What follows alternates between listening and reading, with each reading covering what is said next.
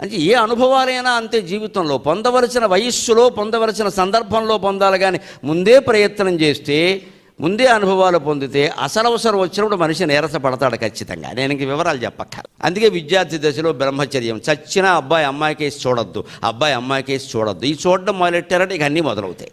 చూడొద్దని చెబుతారు. అంతవరకు ఖచ్చితంగా చెబితే ఏదో చూసినా ఊరుకుంటారులే. మనం చూస్తే ఏమైంది, మాట్లాడితే ఏమైంది, ఇంకా అన్నీ ఏం చేస్తే మాత్రం ఏమైంది, ఇదే వస్తుంది వ్యవస్థలో మొత్తం. మొత్తం విద్య పాడైంది వేళ. అంచేది వేదాంతాన్ని అందరికీ ఎందుకు చెప్పేవారు కాదంటే ఇది రహస్యం. ఇలా సభలో చెప్పేసేస్తే వినేవాళ్ళు నేర్చుకుంటే పర్వాలేదు. ఇక్కడ పెద్దవాళ్ళు వచ్చారు సాధారణంగా. వేద విద్య అలాంటిది కాదండి. వేదాంతం చెప్పాలంటే అది చెప్పాలి. అందుకని ఆ పరిపక్వత వచ్చిందా లేదా చూసి చెప్పేవారు ఉపనిషత్తులు. నేను ఆ విషయం చెప్పడానికే మీకు చెబుతాను. అందుకని ఉపనిషత్తులు నేను బోధించట్లేదు ఇక్కడ, ఇలా తేలిగ్గా బోధించగలిగేవి కావు. నేను కూడా ఇంటి దగ్గర ఏడిచి ఏకాంతంగా చదువుకుంటేనే నాకు వస్తాయి, ఇంత తేలిగ్గా వచ్చేవి కాదు. ఊరికే ఉదాహరణకి చెప్పా ఇలా ఉంటుంది.